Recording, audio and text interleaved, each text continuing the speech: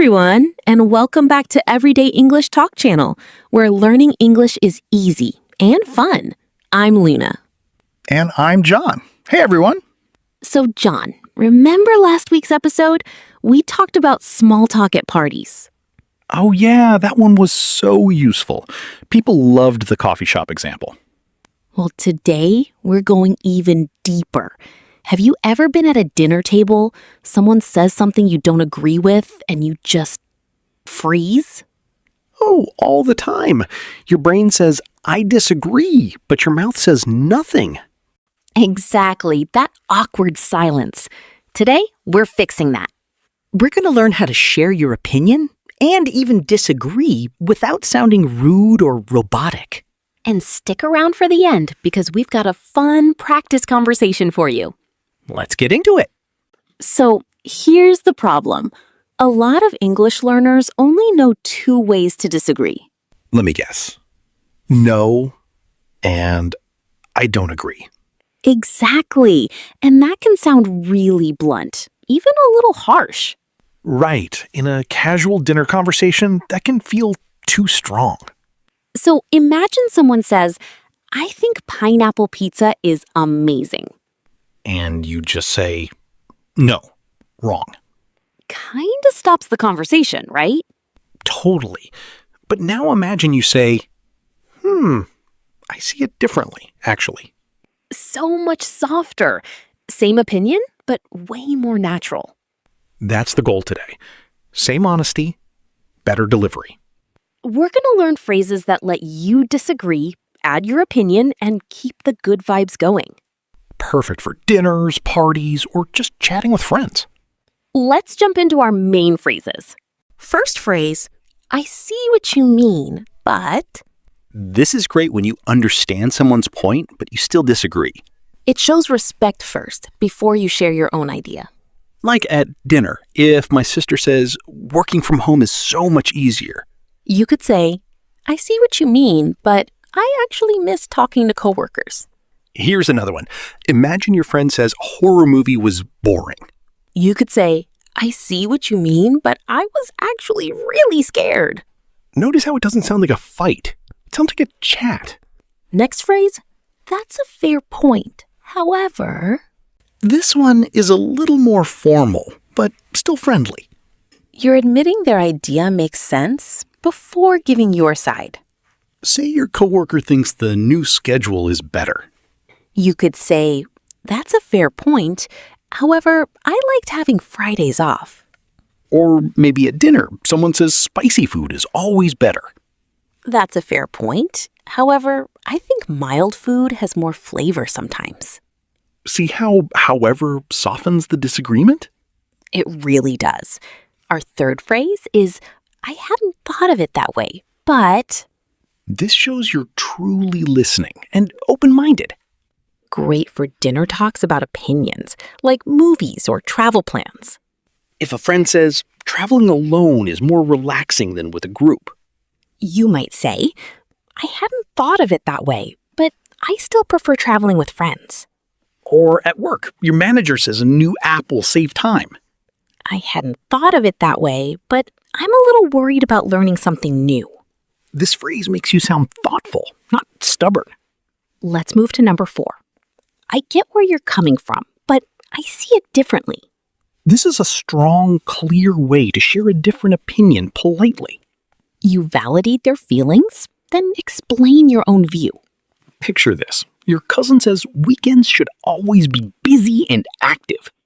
You could reply, I get where you're coming from, but I see it differently. I love a slow, quiet weekend. Or with food. Someone says breakfast is the most important meal. I get where you're coming from, but I barely eat breakfast. Notice how confident that sounds without being rude at all. Our fifth phrase, correct me if I'm wrong, but... This is a gentle way to challenge an idea, almost like asking a question. It invites conversation instead of starting an argument. Say a friend claims a certain restaurant is the best in town. Correct me if I'm wrong, but didn't they close early last time we went? Or during a work meeting, someone says the deadline moved. Correct me if I'm wrong, but I thought the deadline was still Friday. This phrase keeps things friendly and open, not accusing. And our final phrase? Let's agree to disagree. This one is perfect for ending a friendly debate with kindness. It says, we both have valid opinions, and that's okay. Like if you and a friend can't agree on the best season, summer or winter. You might say, let's agree to disagree. I'll always love winter more. Or after a long debate about which sport is more exciting. Honestly, let's agree to disagree. We clearly both love our teams. This phrase closes the topic warmly. No hard feelings. 6 great phrases so far. You're already sounding more natural. Quick pause here. If this episode is helping you, please hit that like button. And subscribe so you never miss a new lesson. Now here's our question for you. Tell us in the comments, what's a topic where you and a friend or family member always disagree? Maybe it's pizza toppings, or maybe it's which movie is better. Use one of today's phrases in your comment. We want to see it in action. Okay, let's keep going. Next up, our pocket words. Time for pocket words. 5 bonus expressions to make you sound extra natural. First one, play devil's advocate. This means arguing the other side, just to explore the idea, not because you truly believe it. At dinner, you could say, I'll play devil's advocate here. What if remote work actually hurts teamwork? Or in a school debate, let me play devil's advocate for a second. It shows you're thinking deeply, not just arguing to argue. Next, see eye to eye. This means to fully agree with someone, to share the exact same view. Like, my brother and I finally see eye to eye on where to spend the holidays. Or, my roommate and I don't see eye to eye on cleaning schedules. Such a useful way to talk about agreement or disagreement. Third pocket word, put in my 2 cents. This means to share your opinion, usually a small or humble one. At a family dinner, can I put in my 2 cents about the wedding plans? Or casually. Just putting in my 2 cents, I think the blue one looks better. It's a friendly, humble way to jump into a conversation. Fourth one, food for thought. This means an idea worth thinking about later. Like, that's some real food for thought about changing careers. Or her comment about saving money was food for thought. A nice, gentle way to end a topic without fully agreeing or disagreeing. And our last pocket word, table the discussion. This means to pause a topic and come back to it later. At dinner, let's table the discussion about vacation plans until we're all calmer. Or at work, we should table the discussion until next week's meeting. 5 fantastic pocket words. Your vocabulary is growing fast. Now let's smooth out some common mistakes. Mistake 1, saying, you are wrong. This sounds very direct, almost like an attack. A better version? I see it a little differently. Or, I'm not sure I agree with that. Much softer, and it keeps the conversation friendly. Mistake 2, saying, no, that's not true.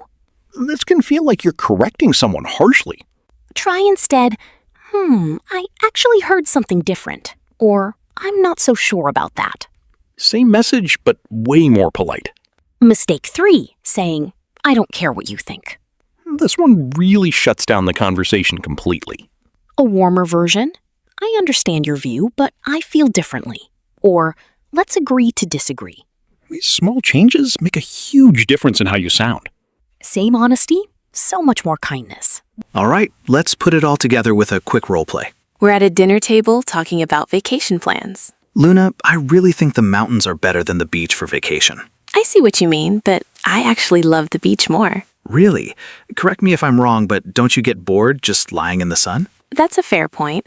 However, I love reading and relaxing by the water. I get where you're coming from, but I see it differently. I need hiking and fresh mountain air. Honestly, let's agree to disagree. We can just take 2 trips this year. Ha, food for thought.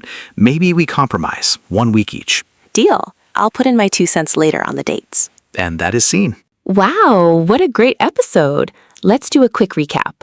We learned 6 phrases for sharing opinions and disagreeing kindly. Plus 5 pocket words like see eye to eye and play devil's advocate. And we smoothed out some common mistakes that can sound too harsh. If you want more practice like this, keep watching Everyday English Talk channel. It's a great place to build real, natural English skills. So next time you're at a dinner table, don't stay quiet. Share your opinion, disagree kindly, and keep the conversation warm. If you enjoyed this episode, don't forget to like, subscribe, and leave a comment below. Thanks so much for learning with us today, everyone. See you in the next episode.